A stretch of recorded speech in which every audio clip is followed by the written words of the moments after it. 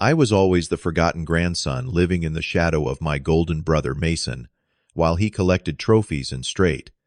As I was the disappointment, the one who never quite measured up to my parents' expectations. Only my grandfather saw something in me that no one else did. When he passed away last month, the family gathered for the will reading. Mason walked in with that signature smirk, winking at our parents as if their plan had succeeded. But when the judge announced that I would inherit all $4.2 million of my grandfather's estate, Mason's confident grin disintegrated in an instant. Before I dive into this story, let me know where you are watching from, and hit subscribe if you have ever felt underestimated by your own family. Trust me, what happens next will show you why sometimes the quiet ones are the ones you should watch most carefully. I grew up in Westfield, Connecticut, in a household where achievement was everything. My parents, Richard and Diana, built their lives around status and success, and my brother Mason was their perfect creation. 3 years older than me, he seemed to excel effortlessly at everything he touched. By the time I was 10, our family room was already crowded with his debate trophies, swimming medals, and academic awards. His report cards were proudly displayed on the refrigerator, while mine were met with sighs and lectures about applying myself more. "Why can you not be more like your brother?" became the unofficial family motto. Mason was captain of the debate team, class president, and still managed to maintain a perfect grade point average. I was average at best, preferring to tinker with computers in my room rather than participate in the extracurriculars my parents deemed worthwhile. Family dinners were showcases for Mason's latest achievements. Mason got accepted to volunteer at Senator Harrison's office this summer, my mother would announce proudly. Or Mason just got early acceptance letters from 3 Ivy League schools. My contributions to these conversations were met with polite nods before the attention inevitably swung back to my brother. Mason knew exactly how to play this dynamic. To my parents, he was respectful and ambitious.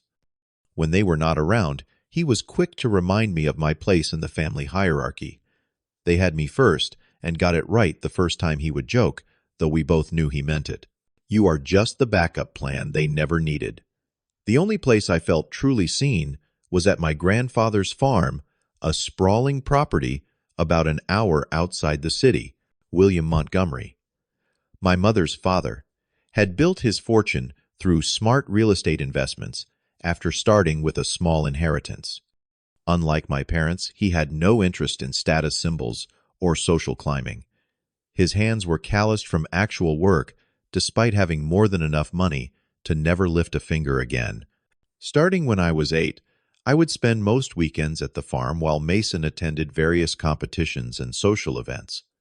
Initially, my parents saw this arrangement as a way to focus on Mason without me getting in the way. Little did they know, those weekends would become the foundation of the closest relationship in my life. "The problem with your parents," Grandpa Will would tell me, as we fixed fences or tended to the small orchard he maintained, "is that they confuse the appearance of success with actual value."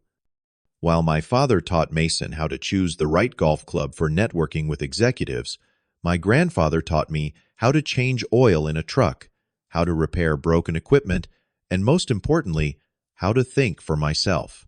"Travis, remember this," he would say, looking me directly in the eyes. "True wealth is not what you have, but what you can build with your own 2 hands." By 13, I was struggling even more at school. Not because I could not handle the work, but because nothing engaged me. Teachers saw me as Mason Montgomery's underachieving younger brother. My parents scheduled meetings with counselors, tried tutors, even threatened to take away my computer privileges, but nothing changed. "He simply does not apply himself," they would say, shaking their heads. What they failed to see was that I was applying myself, just not to things they valued. While Mason was winning debate championships, arguing about economic policies he had memorized but never truly understood, I was building my first rudimentary website and learning to code. When I showed my father the e-commerce site I had built for a local bakery at 15, he glanced at it and asked, "Is this going to help you get into a good college?" Meanwhile, Mason graduated as valedictorian and was accepted to Princeton with a partial scholarship. The celebration lasted an entire weekend, with relatives coming from across the country.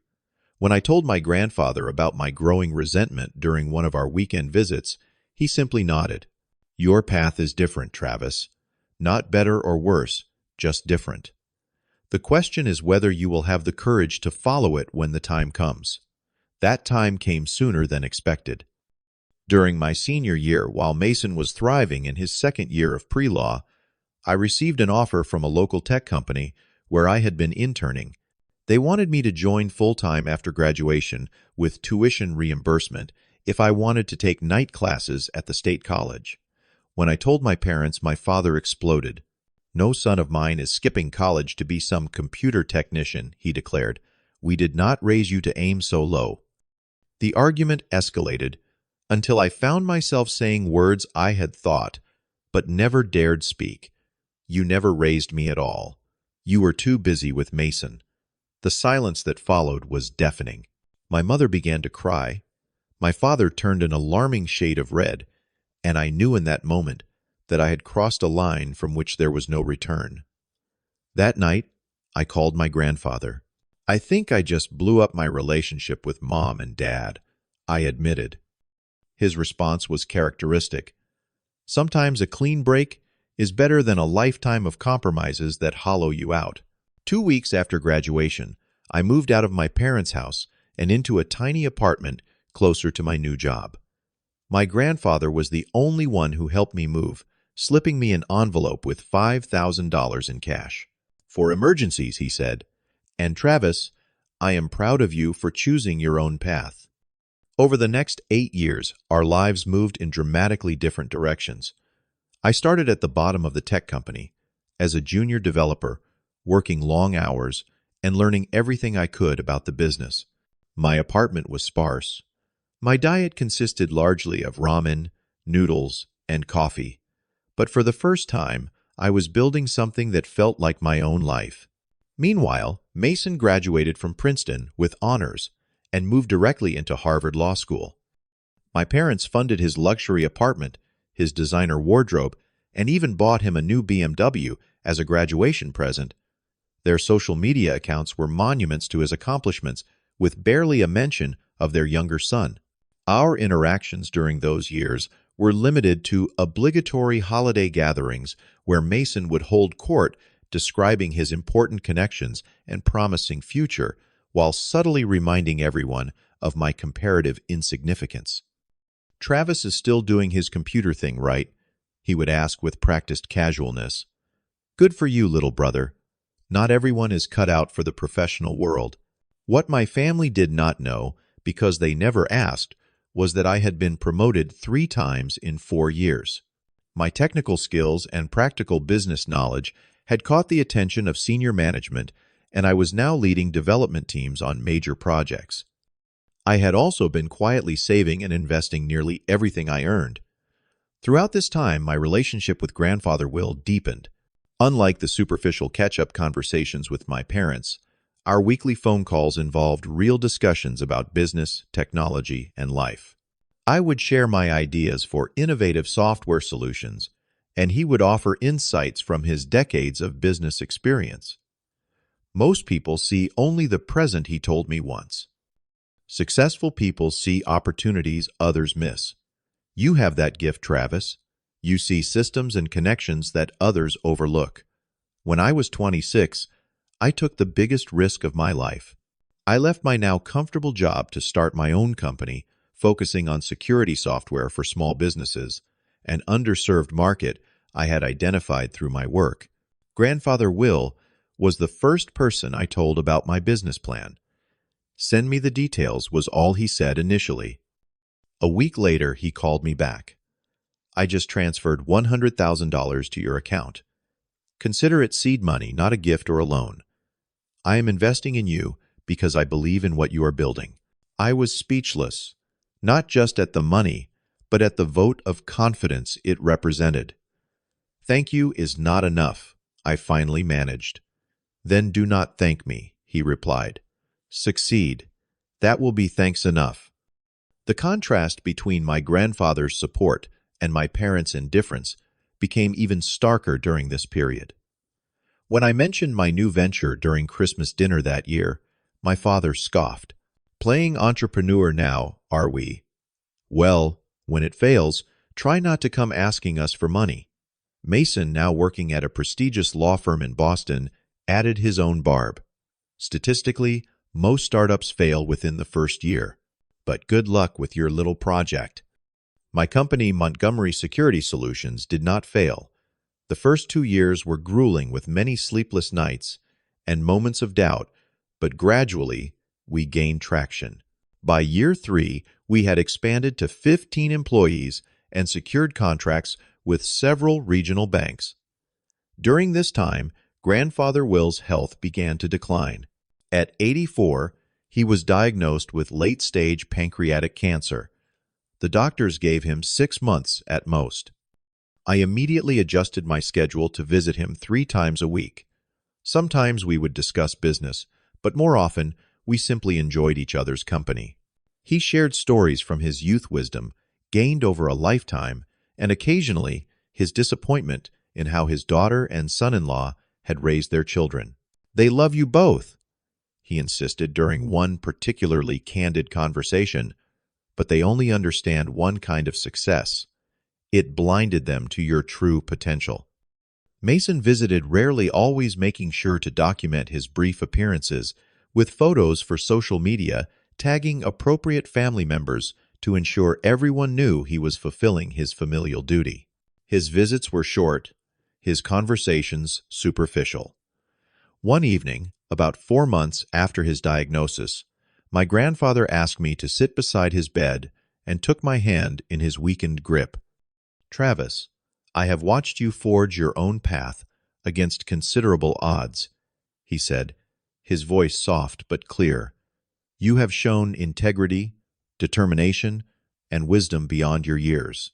I want you to know that I am making arrangements to ensure your journey continues unimpeded." I tried to interrupt, to tell him that I did not want to talk about inheritance, but he raised his hand to stop me. "It is my money, and I have earned the right to decide where it goes," he said firmly. "All I ask is that you use it wisely and remember what I have taught you about true value." I promised him I would, though at the time I had no idea of the magnitude of what he was planning or the storm it would create in our family. Grandfather Will passed away peacefully 2 weeks later, with me holding his hand.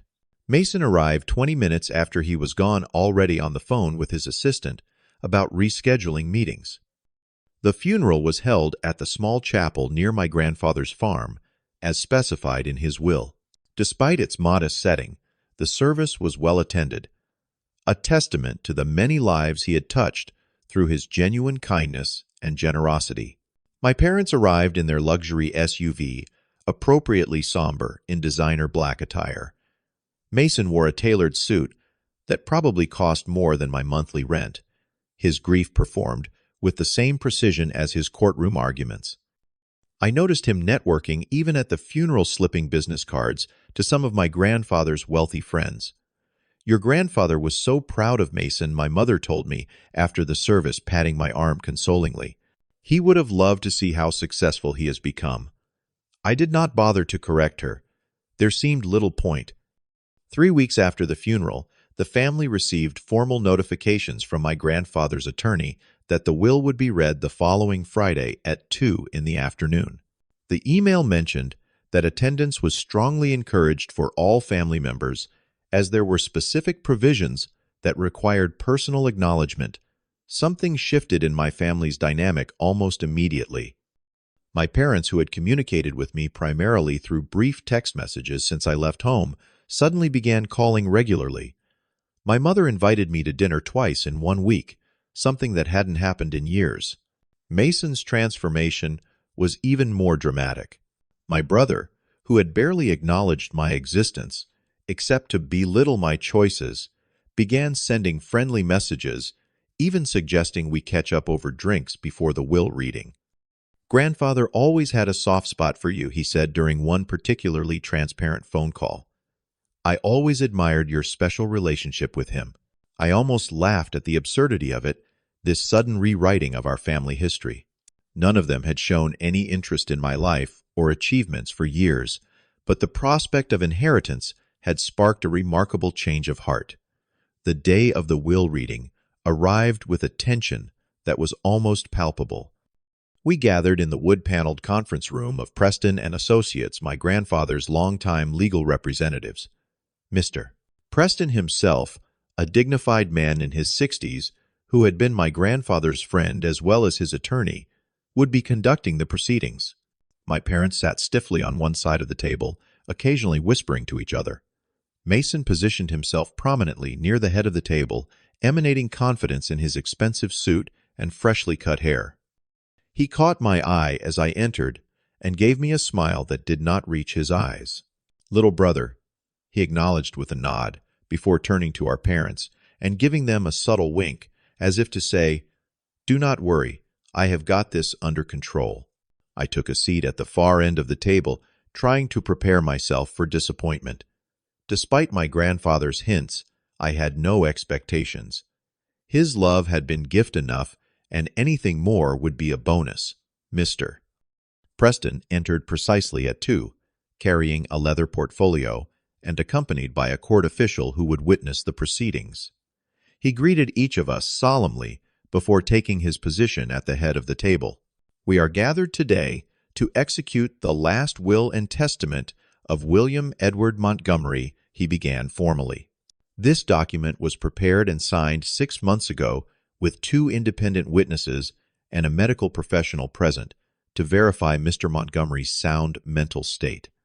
I noticed my mother frown slightly at this information. The timing meant my grandfather had updated his will shortly after his diagnosis, but before his physical decline. Mr. Preston continued with the standard legal preamble, before reaching the substance of the will. There were modest bequests to a few charities my grandfather had supported throughout his life, and small personal items designated for various friends. Then came the moment the family had been waiting for. Regarding the distribution of the primary estate, including all real property investments, cash assets, and business holdings, valued at approximately $4.2 million at the time of this writing. Mr. 5. Preston paused, glancing up from the document. "William Montgomery leaves the entirety to his grandson, Travis James Montgomery." The silence that followed was absolute. My mother's hand flew to her mouth. My father's face flushed dark red. And Mason, who had been leaning back in his chair with casual confidence, lurched forward as if physically struck. "There must be some mistake," he said, his voice tight, with controlled anger. "There is no mistake, Mr. Preston replied calmly. "The will is quite clear." He continued reading, but no one was listening anymore. Mason's face had transformed from shock to fury. My parents looked as though they might be ill, and I sat in stunned silence, unable to process what had just happened. Additionally, Mr. Preston's voice cut through the tension. "Mr. Montgomery left a sealed letter for Travis, with instructions that it be read privately. He handed me an envelope with my name, written in my grandfather's distinctive handwriting. As I took it, Mason abruptly stood his chair, scraping loudly against the floor. "This is ridiculous," he declared. Our grandfather was clearly not in his right mind. "We will be contesting this will immediately." Mr. Preston regarded him calmly. "That is your right, of course. However, I should inform you that William anticipated this reaction. The will includes a no-contest clause, which means that anyone who legally challenges it automatically forfeits any benefits they might otherwise receive, including the nominal amounts left to other family members." Mason turned to our parents, who looked equally shocked and angry. "We need to talk to our lawyer," he said. "This is not over." As they gathered their belongings to leave, my mother finally looked directly at me, her expression a mixture of hurt and accusation. "What did you say to him, Travis? How did you manipulate a sick old man into doing this?" Before I could answer, Mr. Preston intervened. "Mrs. Montgomery, I must caution you against making such accusations without evidence. I personally can attest to your father's mental clarity when he made these decisions." They left without another word to me, the door closing firmly behind them. In the sudden quiet of the conference room, Mr. Preston gave me a sympathetic look. "Your grandfather expected this reaction," he said gently. "He wanted me to tell you to read his letter before making any decisions." When I returned to my apartment, I sat on my sofa for a long time with the unopened letter in my hands. The events of the afternoon seemed surreal, like something happening to someone else. I had never expected this outcome, never wanted to be the cause of more family discord, yet here I was. Finally, I carefully opened the envelope and unfolded the letter inside. "Dear Travis," it began in my grandfather's strong, slanted handwriting. "If you are reading this, then I am gone, and you have just received news that has likely thrown our family into turmoil. I owe you an explanation for my decision. Throughout my life, I have observed that money often reveals character rather than building it. I have watched as wealth twisted some people I loved into versions of themselves I barely recognized, while others used it as a tool to create value and meaning. Your parents and brother chose a path that prioritizes appearance over substance, acquisition over creation. They measure success in possessions and status symbols rather than in positive impact or personal growth. I love them despite these flaws, but I could not, in good conscience, leave my life's work to perpetuate values I do not share. You, Travis, embody the principles I value most. You chose the harder path of creating your own way rather than following the easy road laid before you. You built something from nothing through vision and persistent effort. Most importantly, you never sacrificed your integrity or treated people as means to an end. This inheritance is not a gift, but a responsibility. Use it to build, to create opportunities for others, and to live according to your own definition of success. Some portion of it should be used to secure your business and expand it thoughtfully. Beyond that, I trust your judgment. The family will be angry. They may say hurtful things or cut ties completely. This pains me, but I believe that in time they may come to understand that this decision was made with careful consideration, not spite. Remember that true family can be those we choose, as well as those we are born to. Surround yourself with people who value you for who you are, not what you have. I am proud of the man you have become, and grateful for the time we shared. With love and confidence in your future, Grandpa Will tears blurred my vision as I finished reading. The letter captured his voice so perfectly that I could almost hear him speaking the words. It also prepared me for what was coming next. As predicted, Mason and my parents wasted no time in contesting the will. They hired Gordon Slater, an aggressive attorney known for overturning estate plans. Their claim centered on allegations that I had exerted undue influence on my grandfather during his illness, manipulating him into changing his will. For the next 3 months, I endured a barrage of legal proceedings, depositions, and increasingly hostile family confrontations. Mason quit his job at the law firm to focus full-time on the case, convinced that the family fortune had been stolen from him. "You always were jealous of me," he accused, during one particularly heated deposition. "This was your way of finally getting attention." What Mason failed to understand was that I had never wanted this conflict. I would have gladly shared the inheritance if that had been my grandfather's wish. But I also felt a deep responsibility to honor his final decisions and the values behind them. The case finally went before a judge, an older woman named Judge Harriet Brennan, who listened patiently to both sides before speaking. "I have reviewed all the evidence thoroughly," she said, looking directly at my brother and parents. "Including the medical reports confirming William Montgomery's mental competence, the videotaped will signing, and statements from multiple witnesses regarding his long-standing relationship with his grandson Travis." She paused, removing her reading glasses. "The law is clear on this matter. Individuals have the right to distribute their assets according to their own wishes, even if those wishes disappoint or surprise family members. The evidence shows no indication of undue influence or diminished capacity. Therefore, I am upholding the will as written." Mason slammed his hand on the table in front of him, earning a sharp rebuke from the judge. "Mr. Montgomery, your disappointment does not justify such behavior in my courtroom," she said firmly. "This matter is closed." As we left the courthouse, my mother approached me for the first time in months. I thought perhaps naively that this might be a moment of reconciliation. "Instead," she said coldly, "your grandfather would be ashamed of what you have done to this family." Those words hurt more than all the legal battles combined. In the months that followed, I received no calls, no messages, not even an acknowledgement of my birthday from my parents. Mason sent a single text. "Hope you enjoy the money. It cost you your family." What they did not understand was that I felt that loss deeply. Despite years of feeling like an outsider in my own family, I had never wanted a complete severance. The inheritance that should have been a blessing felt tainted by the relationships it had damaged. Yet, as time passed, I began to find my way forward.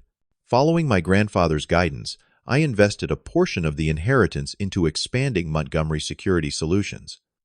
We developed new products, hired more employees, and opened a second office. Within a year, our client base had tripled. I also established the William Montgomery Foundation, focusing on technical education scholarships for students from underprivileged backgrounds who showed promise but lacked traditional academic credentials, students like me. The most meaningful project, though, was converting part of my grandfather's farm into an innovation center for young entrepreneurs. We offered mentorship, seed funding, and workspace for promising startups that might otherwise never get off the ground. Through this work, I found a new family of sorts colleagues who shared my values, mentees, who reminded me of my younger self, and eventually, Sarah, a brilliant environmental engineer who partnered with my foundation before becoming my partner. In life, 2 years after the will reading, my company was valued at over $20 million, having grown far beyond what the inheritance alone could have created. The Innovation Center had helped launch 15 successful businesses, and I had found a purpose larger than myself, just as my grandfather had hoped. On the 3rd anniversary of his death, I received an unexpected email from my mother. It was brief and formal, but it was a start. "Your father and I saw the article about your foundation in the Times. The work you are doing would make your grandfather proud. Mason still has not reached out. Perhaps he never will. But I keep the door open, hoping that someday he might understand that what our grandfather left me was not just money, but a philosophy of life that values creation over acquisition, generosity over hoarding, and authenticity over appearance."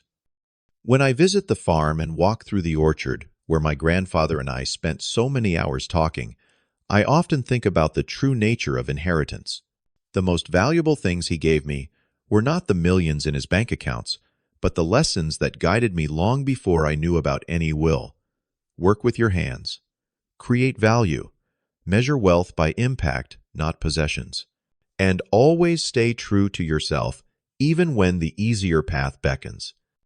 Have you ever received an inheritance, big or small, that changed your life's direction? Or have you experienced family conflict over money that taught you important lessons? Share your story in the comments below. If this resonated with you, please hit the like button and subscribe to hear more real-life stories about family values and finding your own path. And if you know someone struggling with family expectations or trying to define success on their own terms, share this video with them. Thank you for listening to my journey, and remember that sometimes the greatest gift is not what we receive, but what we build with our own hands.